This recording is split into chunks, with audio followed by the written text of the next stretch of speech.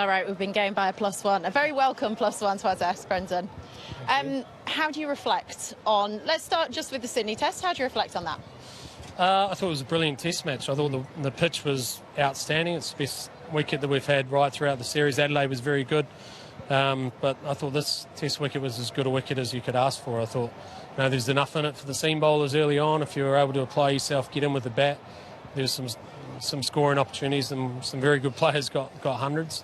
And then obviously we saw it start to turn, bounce, and also keep a little bit up and down, keep a little bit low, and then hit those cracks and challenge it with a bit of bounce. So I thought it was a brilliant Test wicket, and it was a good Test match to be involved in, albeit we came out on the wrong side. Where do you think this one just got away? Was it the first innings with the bat, or the second innings with the ball? Where do you think it just got away?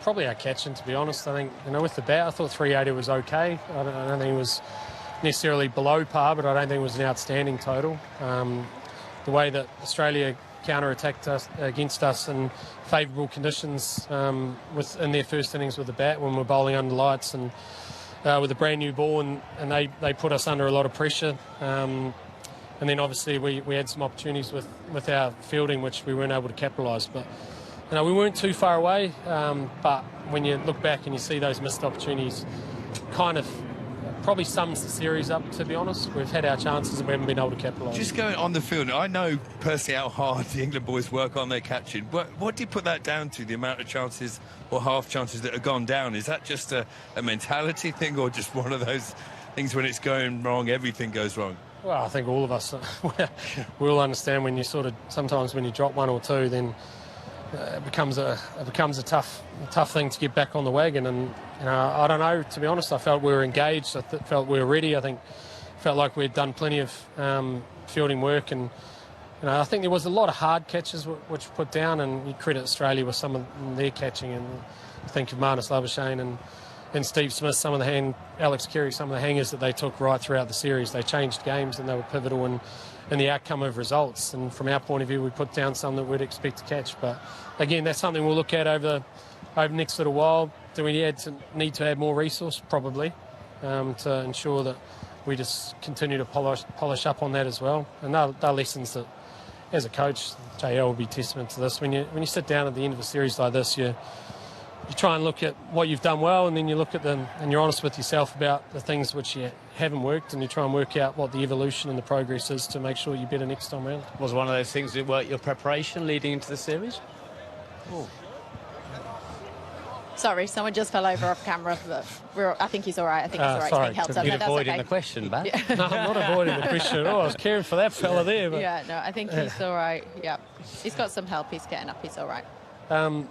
Sorry, the preparation was one of those things you would change with preparation into the series?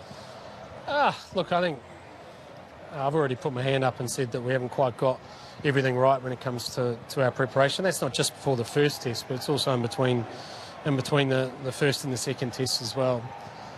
I sort of look at, from our point of view, we asked for the whacker. That narrative around us not playing in the whacker and not asking for the whacker is not right. We asked for the whacker. We were told that we couldn't. We were offered up Adelaide, which was going to involve the travel and obviously a completely different surface to what we're going to have at Optus. So we tried to make do with what we had. We had a white ball series in New Zealand, which when it comes to World Cup points as well was quite important, or World Cup qualification.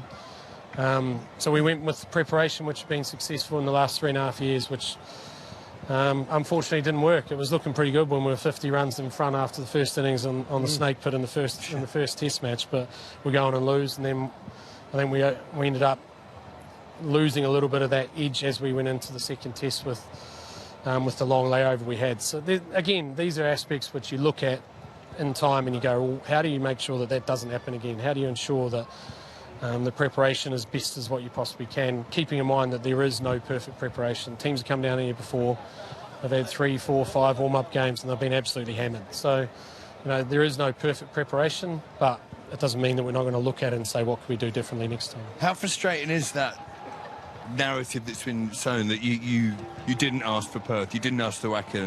Because that's certainly what's going on behind the scenes. People saying, well, they've done, it's their own fault, they didn't want the whacker. Yeah, well, it's just not true, right? No. So how frustrating is that?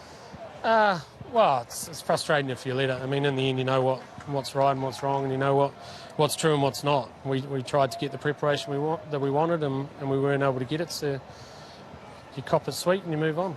As coaches, as you said, we love our boys, right? And even though the result hasn't gone your way, you must be pumped about the future with Jacob Bethell, with Josh Tongue, the way Cast ran, and you've got your senior pros, of course. But those are the guys who help us get out of bed in the morning, right?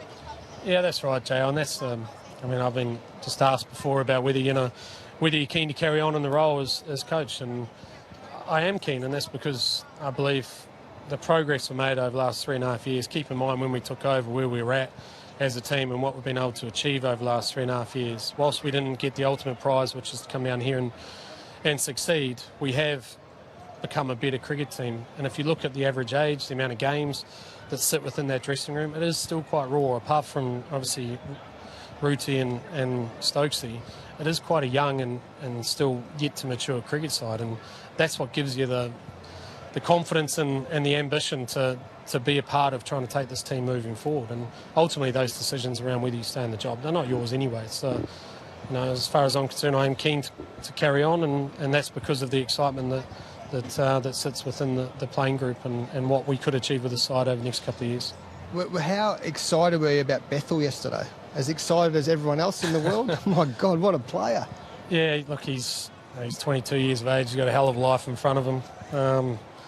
He's one of those guys. We took a chance last year, and in New Zealand we had to make a decision where Ollie Pope went down and kept wicket, so he batted down the order, and we could have gone and picked someone out of county cricket that may have had some exposure in international cricket, and we felt that he was someone that might have the attributes that could excel on the world stage, knowing that he wasn't going to be the finished article. And he came in, did well in that New Zealand series, batting 3, and then obviously has been out of the side for a little bit now. But even in white ball cricket, his progress, he's become a first choice in both T20 and one-day sides. He's even captain England, one of the youngest captains to ever do so, heading to Ireland, and that's how much we think of him. He's got a very good cricket brain. He's still a young man. He's still got to mature in many aspects in life, but he's got a calm head on his shoulders, and he's an incredibly talented player, and he's got a wonderful life in front of him, JL. It certainly does. Well, Brendon, thank you so much for coming to talk to us. It's been a pleasure to follow you this series. Thank you so much for letting you go. Thank you very much. Thank you very much.